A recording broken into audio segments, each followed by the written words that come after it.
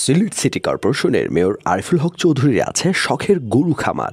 বিশাল এলাকা জুড়ে গড়ে ওঠা এই খামারে এবার ঈদের জন্য প্রস্তুত হচ্ছে প্রায় ১৫০-র উপরে গরু। মেসি, লায়লা, লেবু এরকম নানা নামে নামকরণ করা হয়েছে গরুদের। এই গরুটার বয়স ২.৫ বছর হয়ে গেছে না, ২.৫ বছর। আজকে আমরা মনে মনে বাজার দেখতেছি, তো বাজারের তুলনায় তো আমাদের গরুর দাম অনেক বেশি। তারপরে দেখা যাক, আমরা একটা এখানে এই যে ঈদ আসলে যে এটা মুনাফা বাড়ায় দেবো সেই চিন্তা আমাদের মধ্যে নেই। আমরা জেনুইন যেটা আছে সেটা নিয়েই চিন্তা ভাবনা করব।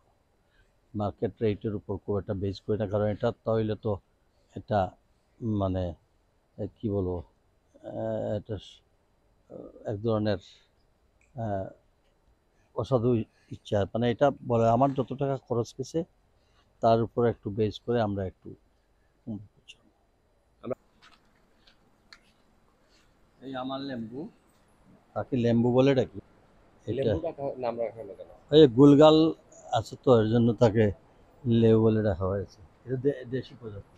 ওইখানে ওই লাইলি, তারপরে লিলি, তারপরে এটা তারা রাখে নীলা টিলা, এগুলা সব নাম এগুলো রাখছে।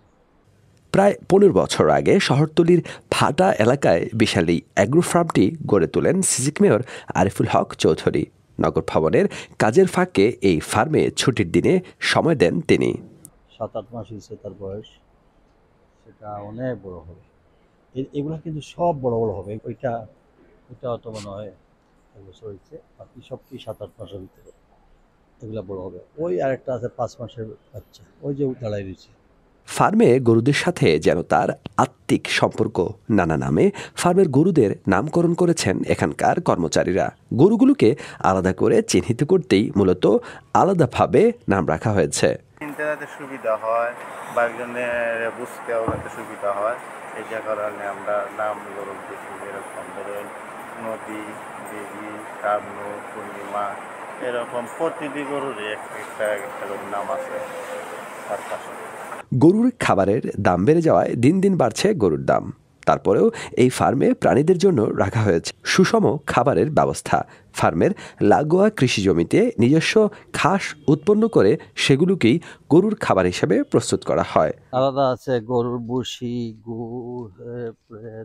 গুঁড়া না আর ফিড, হ্যাঁ, ঘাস, ম্যাক্সিমাম ঘাসের উপর যায়, আমরা ঘাস দিই। এবার নানা কারণে সিলেটে নেই সিটি কর্পোরেশনের বৈধ পশুর হাট, তবে ব্যক্তিগত হাটের অনুমতি দিচ্ছে জেলা প্রশাসন। আমরা জন্য নির্দিষ্ট খালি জায়গা ব্যক্তি মালিকানাধীন, আমাদের নিজস্ব কোনো পশু হাট নেই। তো আর সরকারের যে নীতিমালা আছে যে আপনি রাস্তার উপর দিতে পারবেন না, আপনি হাইওয়ের উপর দিতে পারবেন না, অনেকগুলো বাধার নিয়ম আছে। সেটাকে সামনে রেখে বজায় রেখে আমরা যেটুকু, যারা ব্যক্তি মালিকানার জায়গা আছে, স্পেসে কোনো অসুবিধা হবে না, খামারি যারা আছে এরা গেছে।